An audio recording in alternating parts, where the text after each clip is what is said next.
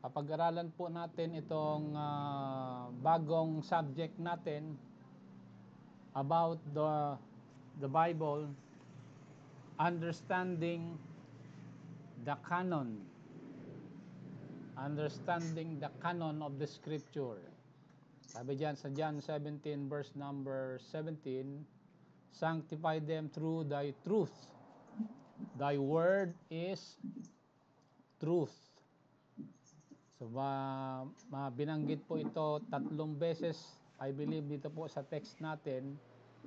Kung sinabi niya ng Panginoon sa verse number 14, I have given them thy word. And verse 17, sabi diyan, thy word is truth. At lastly, doon po sa verse number 19, binanggit din dyan yung salitang sanctify them. They also might be sanctified through the truth. So yan po yung topic natin. Ano ba yung binabanggit ng Panginoon dito na the truth? 3 beses binanggit po yan, mga kapatid. Yan po ay given sa ating papag-aralan about understanding the canon of the Scriptures. So we have taken up the veracity of the Scripture. We have taken up the inspiration of the Bible. This morning we will study about the canon of the Scripture. What do we mean by the canon of the Scripture? Yan po ang ating mapapag-aralan ngayong umaga. So, quick overview. Tignan natin sa quick overview natin. If you are on YouTube, makikita niyo po itong ating chart natin. Quick overview of the panorama of biblical history na na-take up na natin, ano po, dahil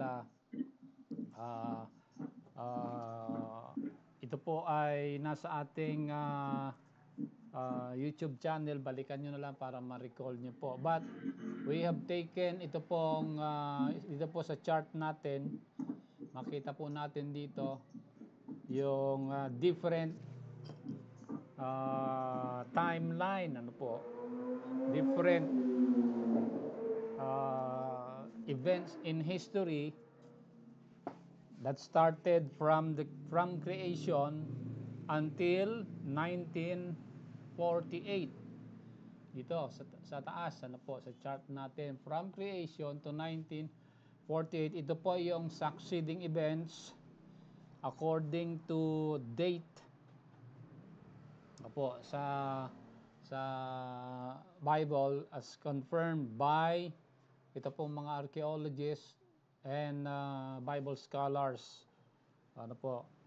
So, ito po yung timeline ng salita ng Panginoon. Ano po? When it comes to human history, 3 bahagi po yan kung mapapansin nyo. Una, from creation to actually ito po ay itong mga date na ito ay hindi po dogmatic. They are not exact days. They are approximate. Ano po? So from creation, ang coverage ng biblical history natin, from creation until the Exodus. Yan ang first part natin. The second part is ito pong from Exodus until dito po sa tinatawag na dispersion ng bansang Israel in 70 AD.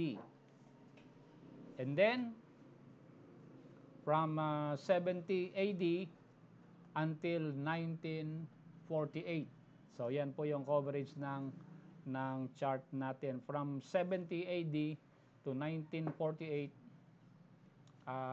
yan yung tinatawag na dispersion of the nation of Israel, or what they call the diaspora, ano po, okay, of the nation of Israel, ano po. So makita natin na from the time of Babylon, the nation of Israel were exiled dito po from 586 BC, from 586 BC until 1948. Ganyan po kahaba ang tinatawag na anong tawag dito, yung panahon na walang hari, walang presidente o walang prime minister ang bansang Israel. So that is more than 2,600 years approximately. At nagkaroon lang ng recognition. The nation of Israel was recognized to be a nation again in 1948.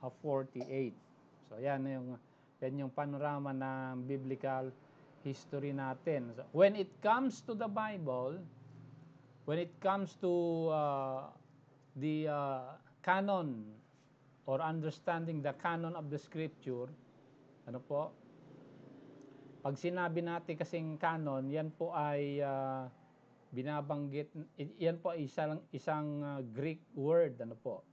Pag sinabi mong canon, ano po,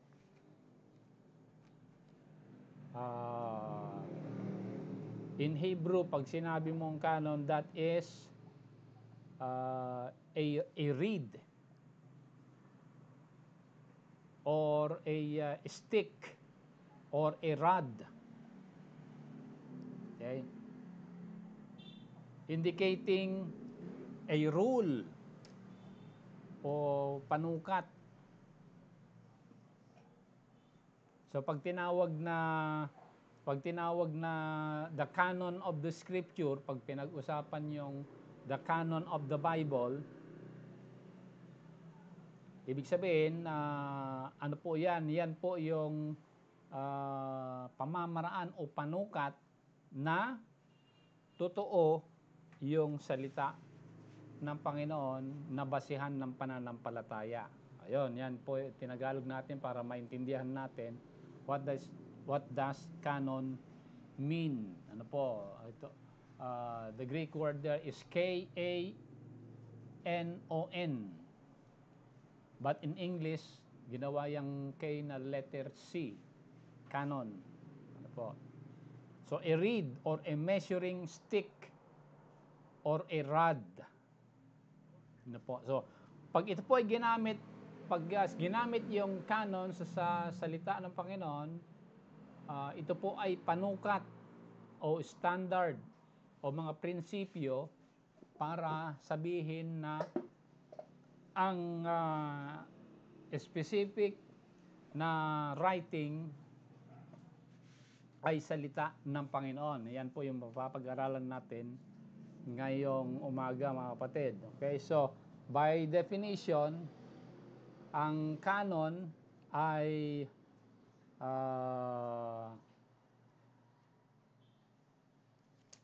it is in English, is English muna para maintindihan natin na maayos, ano po, tatlong salita sana, ano po. A canon is an exclusive list of authoritative books that reflects which books an author recognized as the peculiar divinely inspired scriptures. Ayan po yung English definition. Ang canon daw ay listahan ng mga totoong kasulatan na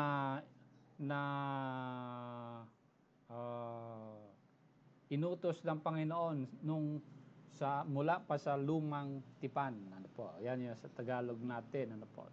So yan ang working definition ng canon natin. So dito sa chart natin, kung titingnan natin, if you look at dito sa chart natin, dito sa bandang baba, ano po? Sa bandang baba, ano po? Meron pong timeline diyan. From Genesis, from creation to Joseph,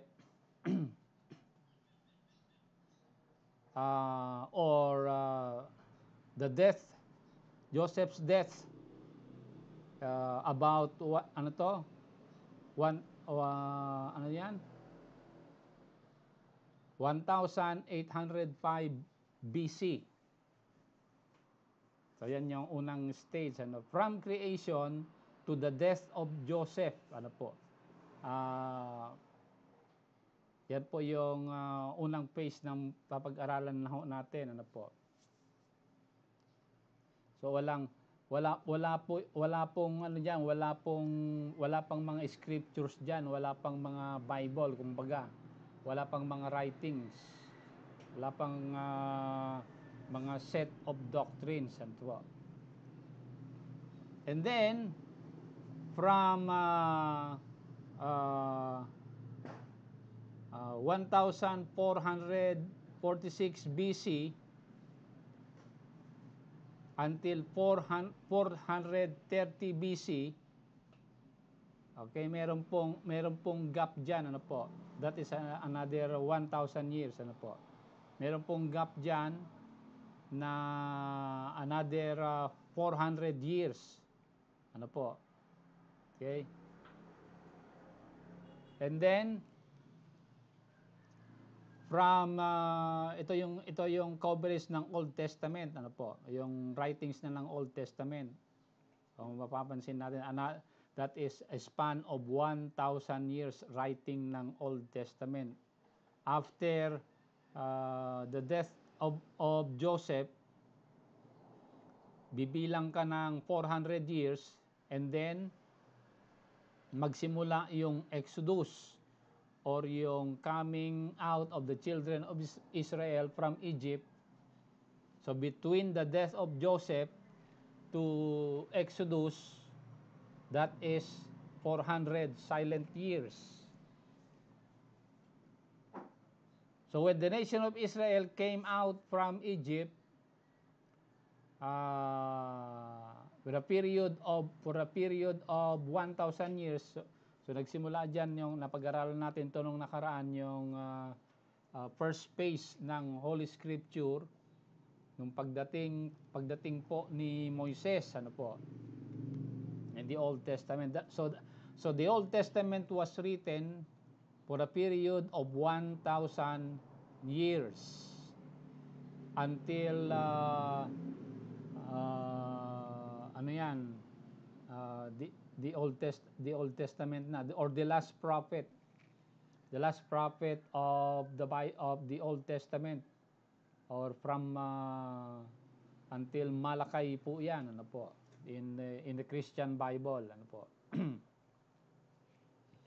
And between the Old and the New Testament, alam naman natin, meron na namang 400 silent years. So that is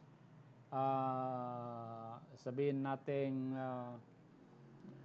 from Malachi to John the Baptist, kasi sabi kasi ng Panginoon sa Gospels na no prophet is greater than no prophet born of women that is greater than John the Baptist, sabi ng ating Panginoon. So the Lord Jesus Christ recognized John the Baptist to be the prophet, and that means John the Baptist was the last Old Testament prophet as recognized by the Lord. So yan po yung hangganan ng Old Testament, yung death ni John the Baptist, ano po. And then during the time of the Lord Jesus Christ, his birth, dahil sa history, ipinanganak daw ang Panginoon noong 4 BC. Dahil ano ho yan, ipinanganak siya 4 BC, parang hindi tama sa date, ano po. At hindi talaga tama dahil binago ni Pope Gregory ang kalendaryo noon na sinusunod natin ngayon, yung tinatawag na Gregorian calendar. Ano po? So binago niya 'yan, ano po. Kaya sabihin na natin susundin natin siya. So kasi ang naghaharing empire noon kapanahunan ng Panginoon ay ang Roman Empire. So we will follow their calendar. Ano po? So pinanganak ang Panginoon 4 BC. Doon na nagsimula ang New Testament, yung writing of the New Testament until the death of John the Beloved. Ano po? So siya ang pinakahuli, ano po, na namatay sa mga disciples. That is 96, namatay si John the Beloved 96 AD. So from the birth of Christ 4 BC until 96 AD, ayan po ang coverage ng writing ng New Testament. Ano po? Okay. So yan yung mga critical days na dapat natin malaman na habang papag-aralan natin itong topic na the canon of the scriptures. Ano po?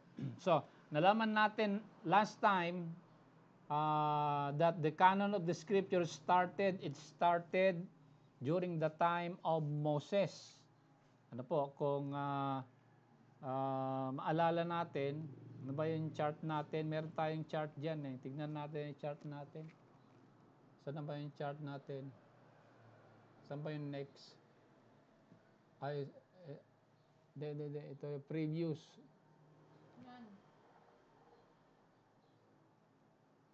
Saan ba yung previous? Ayan. Sa previous na chart natin, na pag-aralan natin, ano po, ito pong last Sunday, I believe ito pong simula ng writing, pagsusulat, ano po, ng Old Testament during the time of Moses dahil Moses was educated in Egypt in Paleolithic Hebrew ang ginamit niya, ano po, na pag-aralan ho natin yan, may mga verses diyan binanggit diyan, especially Deuteronomy 31 at saka ano ito, verse 9 hanggang verse 24 to 26 of Deuteronomy 31. At ganoon din, it was copied by the appointed king of the nation of Israel. Ano po, kapag during the time of the kings, every king should have a copy of the Paleolithic Hebrew. Okay, yan yung first salbo ng writing of the Old Testament. And when the nation of Israel was carried to Babylon, they were influenced by another language. Ano po? Doon na po na-develop yung tinatawag nating modern Hebrew. Okay,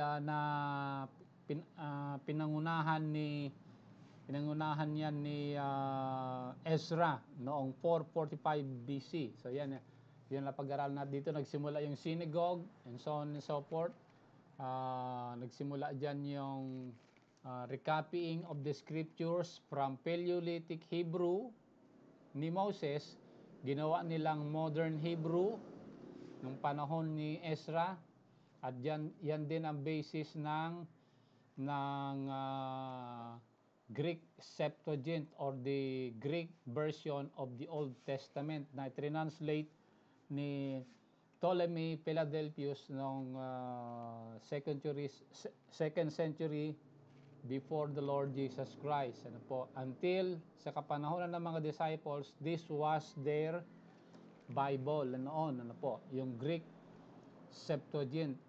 Ano po, at saka dito na po na in-enlist ni Ezra yung trabaho ng mga scribes that they are tasked to write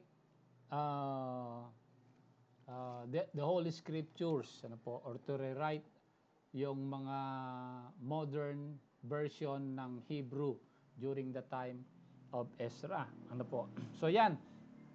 Yan po yung overview ng napag-aralan natin noong nakaraan. So balik tayo sa chart natin. Nasaan na yung chart natin?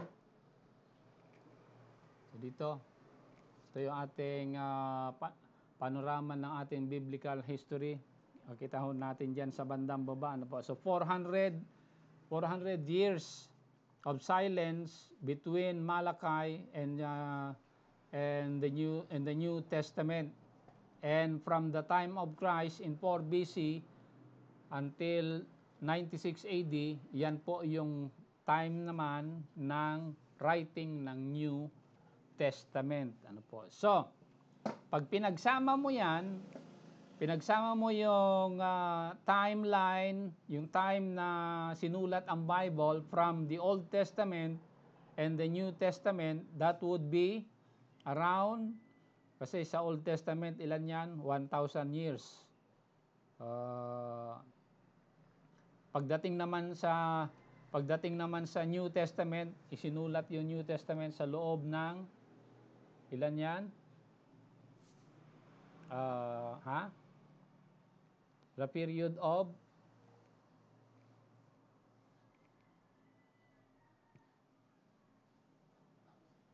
from the death of Christ, from the birth of the Lord Jesus Christ until the death of John the Baptist, 96 AD.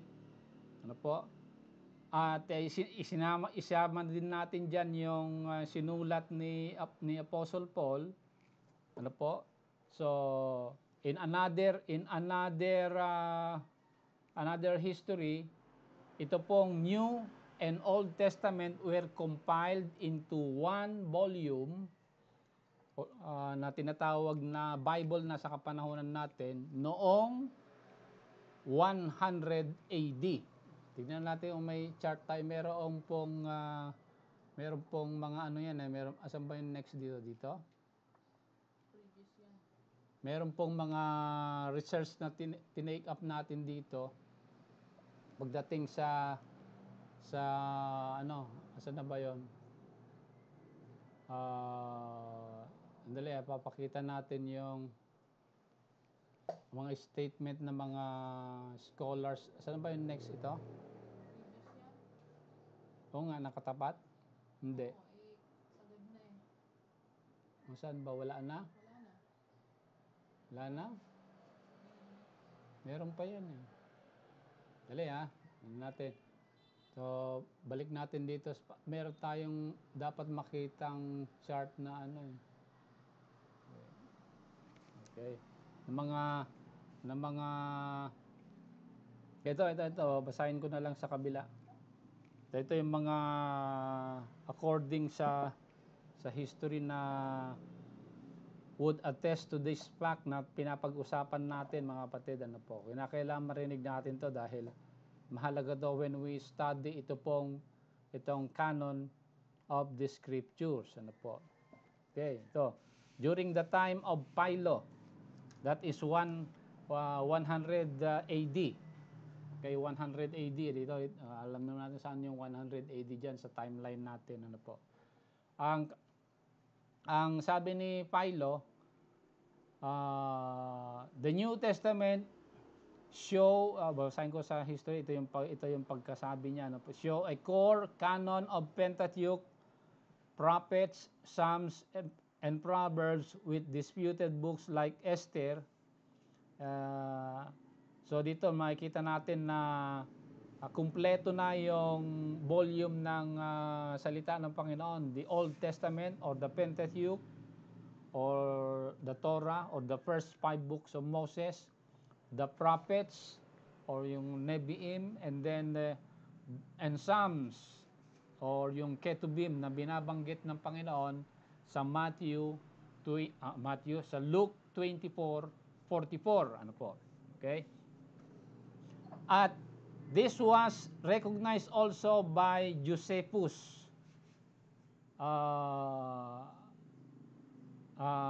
sabi niya, agree si Josephus kay Philo that the canon of the Hebrew Bible was completed by around, sabi niya, 100 AD.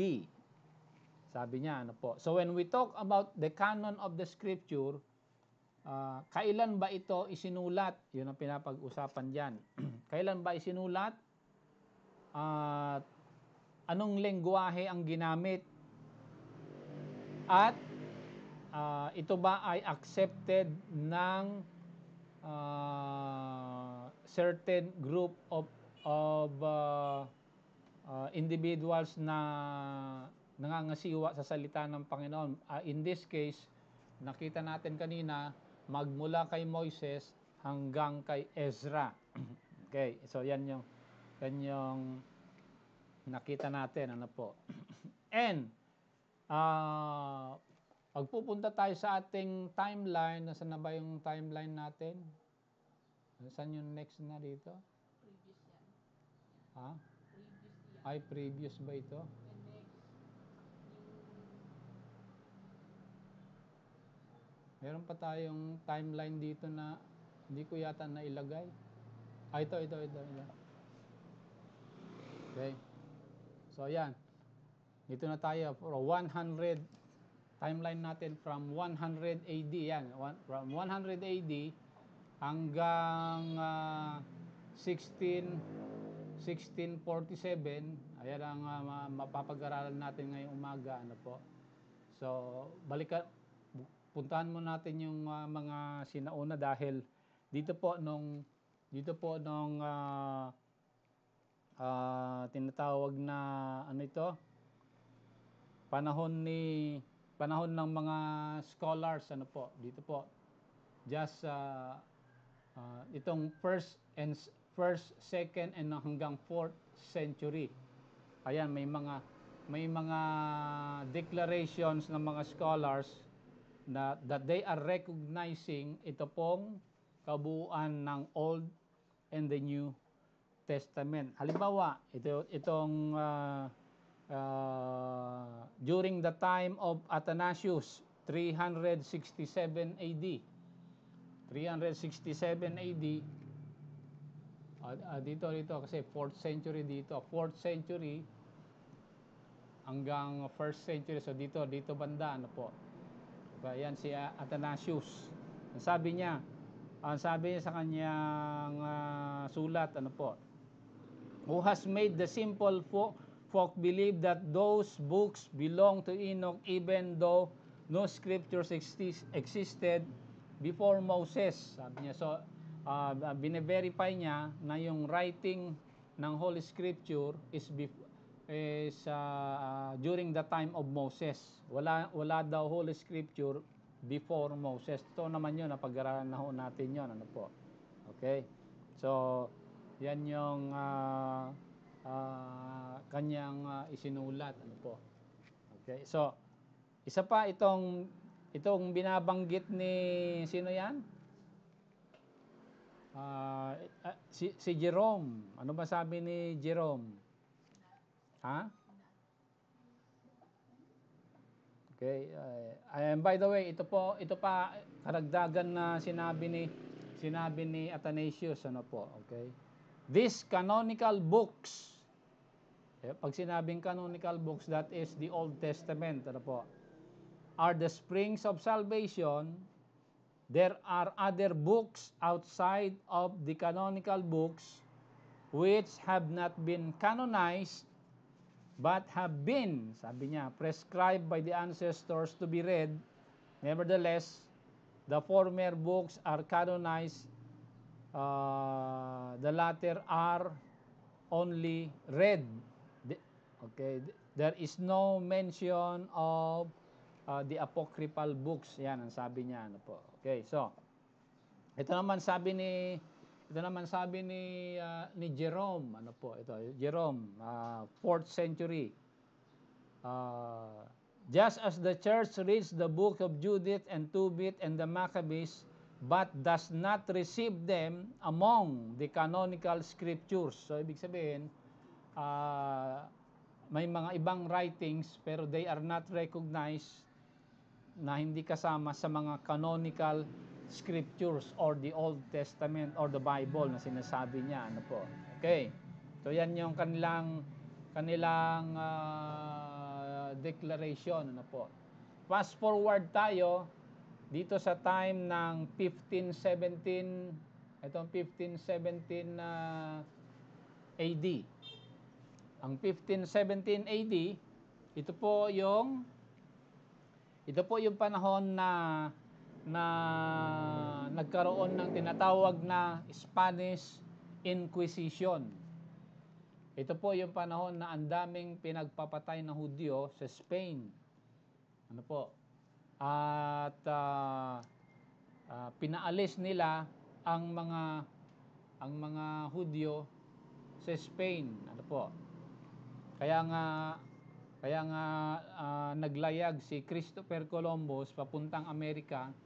And by the way, si Christopher Columbus yan po ay isang Hudyo. Pinalayas sila pumunta sa Amerika at doon na-discover niya daw yung Amerika. So anong ginawa ditong ni Cardinal Ximenes noong 1517? Okay, pinagpapatay nila yung mga Hudyo, pinaalis nila sa Spain. Okay, so, but si Cardinal Ximenes, sabi niya, ganito, ano po, to be sure, there are books outside of the canon or outside of the Old Testaments which the church accepts more for the edification of the people than for the sanctioned authority of the ecclesiastical doctrines. Ibig sabihin, sa kapanahonan ng Roman Catholic Church dito sa kapanahonan ni Cardinal Ximenes sa 1517, dito na po nila inintegrate yung mga doctrines ng purgatory na galing sa aklat ng Maccabees at saka yung doctrine of giving of alms. Okay, or yung pag-aabuloy sa mga pulubi na magdadala daw sa iyo sa langit na itinuturo naman sa aklat na sinulat ni Tubit. Okay? So ayan, nakita na natin ano po sa kanilang 1534. Dito sa chart natin sa 1534, dito naman lumabas yung Bible ni Martin Luther at according sa history, si Martin Luther, yung Bible niya kasama din yung mga apocryphal books or the pseudocrypha or apocryphal books. Okay? So nandiyan yan sa Bible ng mga Protestants, si Martin Luther. Isinama niya itong mga hidden doctrines like Judith, Maccabees, Tobit, Sirach, Baruch, ano pa itong isa? Book of Daniel. At ayan, sinama ni Martin Luther pagdating dito po sa 1534. So dito makikita natin itong mga apocryphal books idinagdag nila, ano po? Dinagdag nila ito magmula pa sa kapanahunan ni ano ito? Ito sa taas, kapanahunan ni Augustine. Okay? Augustine, yan yung 397 AD. So sinama niya yung mga apocryphal books. At hindi naman sinang-ayunan yan ni Athanasius at saka ni Jerome. Ano po? Okay, at si Augustine kasi purely Latinist. Si Augustine walang alam, hindi siya sanay sa salitang Greek. Ang alam niya lang na salita noon dahil ang universal language noon is Latin. So ang binabasa niyang Bible ay Latin lamang. Ano po? Okay? compared to Jerome and Athanasius, ang alam nilang Bible is Greek Septuagint ang kanilang binabasa. So hindi alam yung dito na lang kay Agustin ang Bible niya ay Latin, kay Jerome and Athanasius ang Bible nila is Greek. Yan na lang sa salitaan na yan may pagkakaiba na. Okay? May pagkakaiba na at namali na yung na bago na yung sinasabi ng Bible, kaya pinapag-aralan natin tong canon of the scripture para alam natin talaga kung ano ang nasa original teaching at ano ang wala. At yan ay pinatunayan sa panahon ni Martin Luther. Okay, sa 1534, ano po? Martin Luther. Disciple yan ni Agustin. Pero ang binasa ni Martin Luther,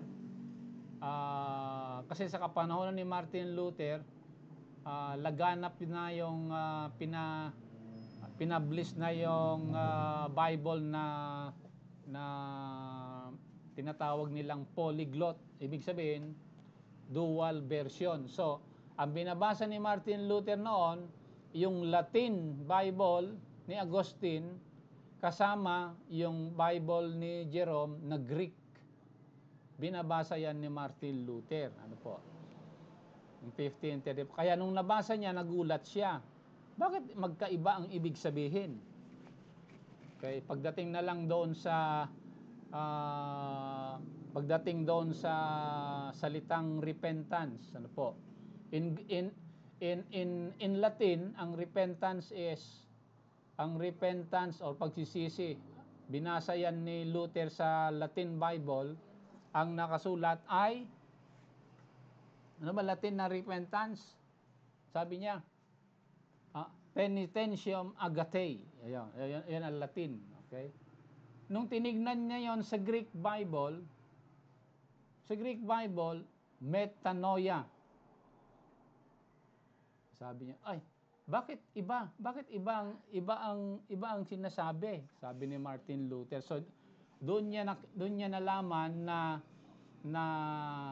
ang kaligtasan pala ay hindi po sa penitentium agatae. Kasi pag sinabing sa Latin na penitentium agatae, that is doing penance or giving alms na itinuro doon sa aklat ni Tobit from the apocryphal books. So sabi ni Martin Luther, iba ang ibig sabihin, kasi iba yung repentance, iba yung pagbibigay ng limos, sabi niya. Magkaiba 'yon, sabi niya. Ano po? So dito niya nakita na yung itinuturo sa kanila ay nabago na ang sinasabi ng Bible, kaya nagpasimula siya ng Reformation, ano po, or the Protestant Church. Pinasimulan niya yan. Yan po ay nakatatak na sa kasaysayan. Hindi mo na mabibigyan yan ng mapapasubalian, kumbaga. Hindi mo na mabibigyan ng mapapasinungalingan. Totoong-totoo na yan na nakatatak. Ano po? Okay. So pagdating sa 1546 ay yung Council of Trent. Again, dito sa Council of Trent, ganito ang kanilang declaration. Ano po? Sa Council of Trent sa 1546, babasahin ko. But if anyone receive not the sacred and the canonical and the said books entire with all their parts as they have been used to be read in the Catholic Church, as they are contained in the old Latin Vulgate edition, and knowingly and deliberately condemn the traditions aforesaid, let him be anathema. So ano sinasabi dito? Ano sinasabi sa Council of Trent? Ang Council of Trent, ito po ay meeting ng mga pare noon na gumawa sila ng kasulatan na ang pinapaniwalaan ng Catholic Church noon ay ganito dapat, sabi nila. Ano po? Kasama yung sinulat ni Moises, kasama din yung isinulat ng mga apocryphal books na binabasa o pinapag-aralan ni Agustin, na nilalaman ay Latin Vulgate, sabi nila. Pag hindi pinapaniwalaan ito, sabi ng Council of Trent, sabi ng mga pari noon, pag hindi pinapaniwalaan ito, dapat siya ay patayin. Sabi nila, let them be accursed or anathema. So dito nagsimula yung bloody persecution, ano po. At 1563. Okay, 1563, pagdating naman ito naman sa mga Protestant church, yung Anglican Church or the Church of England in 1546, 63 ba? 1563. Ang sabi nila, and the other books, as Jerome said, sino si Jerome? Ayun, si Jerome, dito, yung may nabasa niya yung Greek, si Jerome, kaaway niya si Agustin, kaaway niya. Dahil ang binabasang Bible ni Jerome, Greek, ang binabasa ni Agustin, Latin lamang. Ano po? Sabi ni Jerome, mas nauna yung Greek, sumunod na lang yung Latin sabi niya. Kaya nagkakaiba. Oo nga, sabi ni Martin Luther, oo nga, iba yung sinasabi ni Agustin, mali-mali.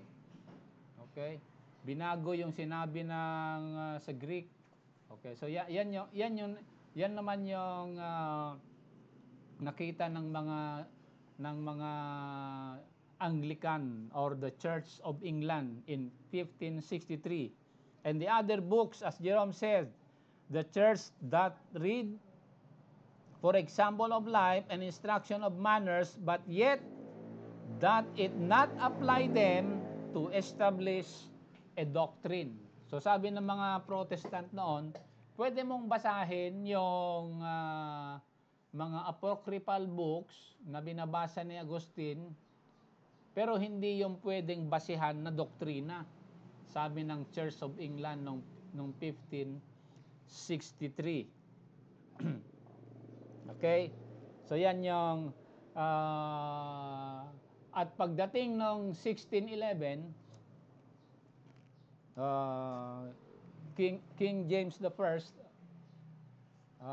ito naman ang nangyari sa 1611, ano po.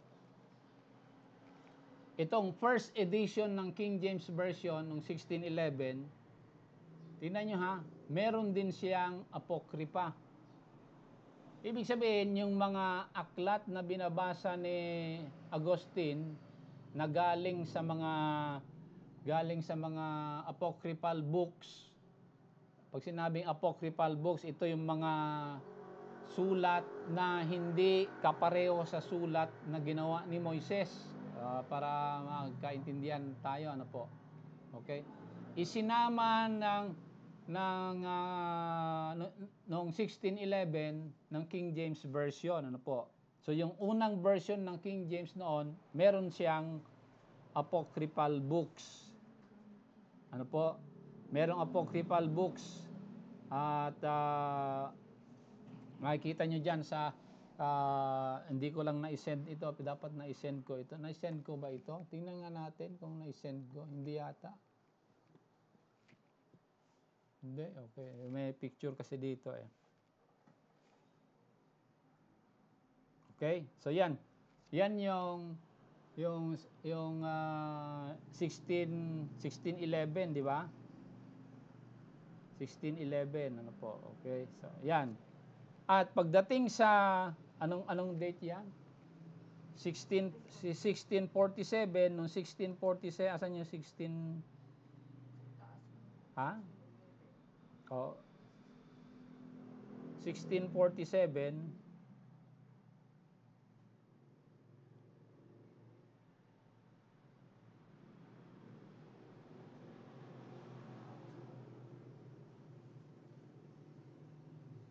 1647, nasaan na? Ito sa taas kasi nakakapos na. 1647. Ito yung Westminster Confession of Faith. Chapter 1, verse number 8. Sa kanilang Confession of Faith, ang sabi nila, ano po? The books commonly called Apocrypha, not being of divine inspiration, are no part of the canon of the Scripture, and therefore are no authority in the Church of God, nor to be any otherwise approved or made use of than other human writings, sabi nila. So ito, tingnan nyo ha, noong 1611, kasama yung Apocrypha. Tapos pagdating ng 1647, nagbago yung isip nila. Ay, hindi na, tanggalin na natin yung Apocrypha, sabi nila. Ano po? Okay? At dito naman lumabas yung tinatawag, yung another version ng King James na tinatawag na Adulterer's Bible. Okay? Nagkaroon ng pagkakamali dyan na King James dyan nung kalimutang ilagay sa ng publisher yung yung not sa Ten Commandments. Na kalimutan niyang ilagay yung thou shall not, imbes na thou shall not commit adultery, ang nailagay niya thou shall commit adultery. Kaya tinawag yan noon na Adulterer's Bible ang King James noon. Ano po? 1611 hanggang 1647. Ano po? So yan, yan po yung, ayan po yung short or brief history na dapat natin malaman. At sa pagtatapos natin, tingnan natin ito dahil mahalaga ito, malaman natin when we read the Bible. Ito yung mga statistics na dapat nating malaman para pag tinanong tayo, alam naman natin ano ba binabasa natin. Dahil the Old Testament, saan na ba yung next? Ito?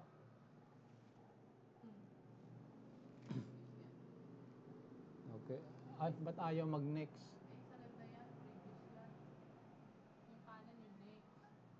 Wala na lumabas? Hindi, meron pa. Ito yung pinaka-signature ng salita ng Panginoon. Ano po? Dito natin malalaman na ang Bible nga ay salita ng Panginoon. Dahil sabi diyan sa Genesis 15 verse number 5, ano po?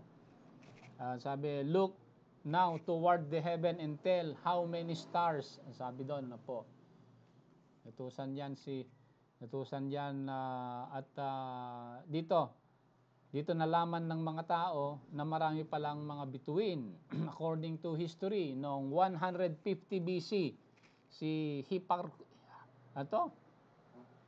Hipparchus, binilang niya yung mga bituin sa langit. Ang nabilang niya, meron daw 1,026 na bituin sa langit. Sinubukan naman bilangin ni Ptolemy. Okay? Sabi ni Ptolemy, ay mali si Hipparchus, sabi niya. Merong 1,056 na bituin, sabi niya. Pagdating naman ni Kepler, 1600 AD, anong sabi naman ni Kepler? Hindi, sabi niya. Meron lang 1,006 stars sa buong universe, sabi ni Kepler. Pero nung dumating, nung kapanahunan natin, ito 1997, NASA, National Aeronautic at saka Space Administration ng Amerika, binilang naman nila yung bituin. At ang sabi ng NASA, anong sabi nila? There are too many stars for scientists to actually count one by one. So sabi ni NASA, ng NASA, ay hindi natin mabilang, wala palang bilang ang bituin sa langit, sabi nila. Noong na-imbento nila yung pinakamalaking telescope, yung ano yan? na ginawa ni Edwin Hubble Telescope. Ayan yon. Hindi mabilang, sabi nila. Ano, okay? So, nakita natin ito, mga kapatid, na ito po yung scientific signature ng salita ng Panginoon na totoo nga na sinabi na kung gaano karami ang bituin sa langit, kung gaano karami anong sabi ng Panginoon? Kung gaano karami ang buhangin sa dagat, ganun din karami ang bituin sa langit. So hindi pala daan-daan, hindi pala libo-libo. Okay? Dahil nung dumating na yung mga advanced telescope, hindi na pala mabilang, sabi ng NASA. Ano po? Another signature ng ito'y another signature na ang Bible ay salita ng Panginoon. Sabi dito sa Isaiah 57, verse number 15. Sabi ng Bible, "For thus said the high and the lofty one that inhabiteth eternity." Ano ibig sabihin nito? Ang Panginoon natin inhabits eternity. Ibig sabihin, He is outside of time. Ano po? God is outside of time. Ibig sabihin yan, hindi siya saklaw ng panahon dito sa lupa. Ibig sabihin yan, ganito, ano po? If God is outside of time, yung mga nangyayari ng libo-libong taon na nakaraan natin at yung mga mangyayari pa na libo-libong taon sa harapan natin, sa hinaharap natin, sabay-sabay yan nangyayari sa paningin ng Panginoon. Yon ibig sabihin na He is outside of time. Okay?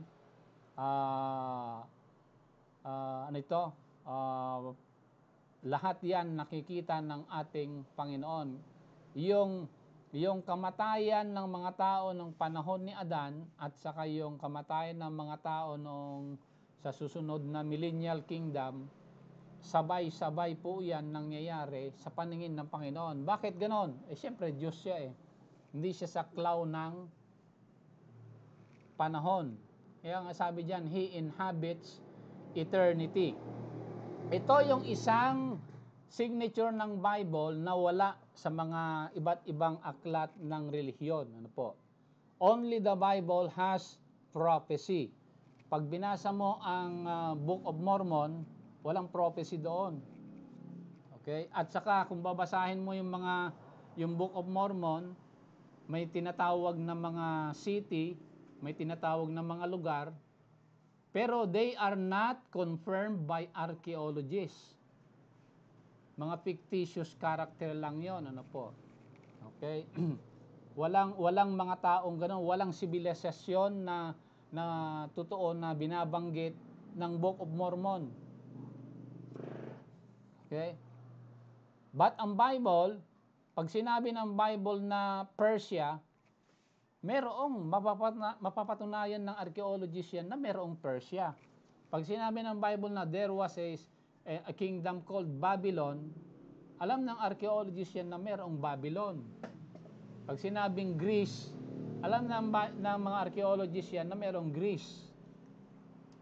Ibig sabihin, totoo ang sinasabi ng Bible, pero kumpara mo yan sa Book of Mormon, ay wala kang halimbawa, ano ba yung lugar na binabanggit ng Book of Mormon sa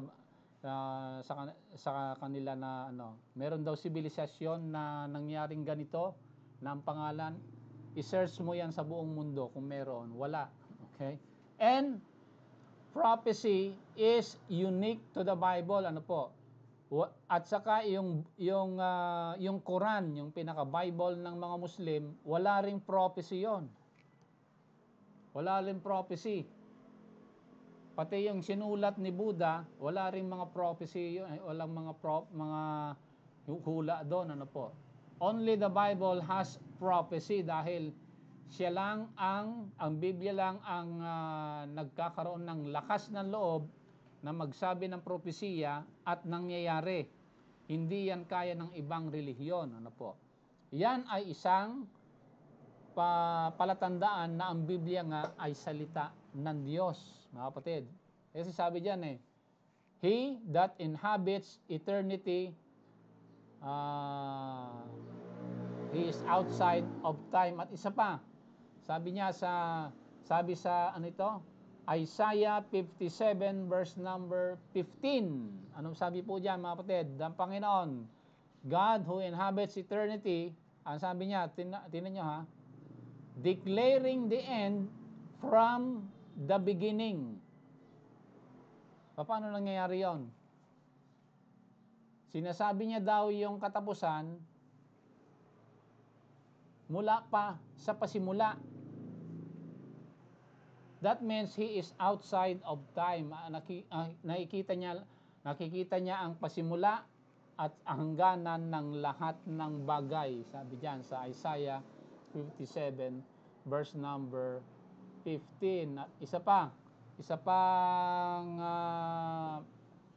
pang tinuturo ng kasaysayan. Ito ay mga estimate lang, Ito mga date, wala nang date to. Ito yung mga centuries na lang, Ito yung mga tao na nagsasabi na ang Panginoon ay namatay and was crucified. From the Gospels, kanina napag-aral natin si Josephus, kinikilala niya na mayroon Jesus na namatay, na ipako sa krus. Ganon din si Clement of Rome, ganon din si Ignatius, ganon din si Polycarp, ganon din si Tacitus, ganon din si Justin Bieber, sino to? Justin Martyr, 2nd century. Ganon din si Melito of Sardis. Nasabi ko ba ito kanina? Hindi ko nasabi si Melito, merong sinabi si Melito Okay? And the Talmud. Okay? Yan yung mga nagsasabi, ang dami niyan, from the 1st century until the 3rd century, they recognize that Jesus was indeed crucified and died. And he rose again. At ilan naman ang nagsasabi na ang Panginoon ay hindi po namatay. Isa lang, si Muhammad. Okay? At titingnan nyo, ang date niya, he made that proclamation in the 7th century. Ibig sabihin, hindi niya alam yung kasaysayan na nangyari from the 1st to the 6th century. Hindi alam ni Muhammad yon. At saka kung alam niya, hindi niya sinunod. Okay, so ayan ang dami, quick overview lang, And also dito, sa DNA natin, ang DNA natin, binabanggit ng mga biologists, mga adenine, guanine, thymine, cytosine, and ano ba yan? Ito po ay pinagdudugtong ng sulfuric bridge na ang tawag nila, Huwag na natin puntahan yung mga scientific, dahil magtatagal pa tayo, But they appear constantly in this pattern. Kung titingnan niyo sa biology, 10, 5, 6, and 5. At yung 10, 5, 6, and 5, yan yung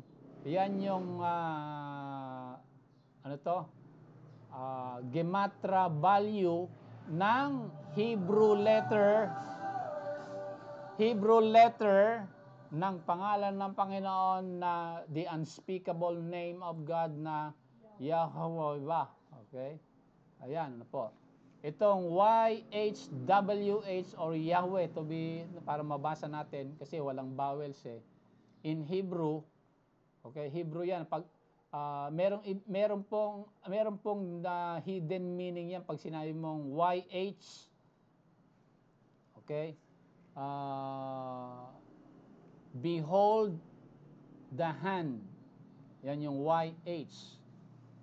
Yung WH, behold the nail. Yan ang ibig sabihin ng Yahweh. Behold the hand, behold the nail.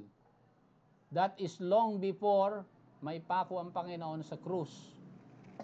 At yung gematria value ng YHWH, Y is 10, 5 is H, and 6 is W. Yan po yung pattern na nagdudugtong sa DNA ng tao. Ano po? Okay, so ibig sabihin, hindi nagkakamali ang Bible, totoo yan na binabanggit ng Panginoon ng kanyang salita. So yan na pag-aralan po natin ngayong umaga. Kita natin na kung ano ang ibig sabihin ng canon of the Scripture, that the Bible is truly the Word of God. At in summary, pag sinabi mong canon, ganito para maintindihan natin sa pagtatapos natin, ano po, kapag hindi ka naniniwala na ang Panginoon ay Diyos, ang legal term diyan, you are outside of the canon. Okay, outside of the rule. Okay, nasa labas ka. O ibig sabihin mali. Kaya yung mga iglesia, maling-mali pag sinabi nilang ang Panginoon ay tao lamang. Labas sila sa kanon. Hindi sila gumagamit ng measuring stick or rule of faith na pinasimulan ni Moises na sa loob ng 1,000 taon in the Old Testament, barely 600 years naman sa New Testament. In the period of 1,600, complete ang Bible pagdating ng 100 AD.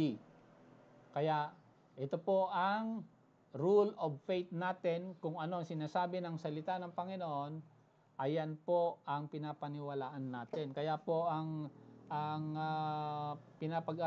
pag-aaral po natin, we always observe the eclectic study of the Scripture. Ibig sabihin, philosophy is secondary, but theonomy is primary. Hindi po pinapairal natin ang filosofiya ng tao, kundi inuuna natin kung ano sinasabi ng salita ng Panginoon. Ano po? Yan ang ibig sabihin ng understanding the canon of the Scripture. So with this, pasalamat tayo. Salamat sa mga kapatiran na sumusubaybay sa atin. Nawa meron po kayong napulot na pampalakas na inyong pananampalataya ngayong umaga sa pag-aaral po natin about understanding the canon. May God bless you. Closing prayer na po tayo.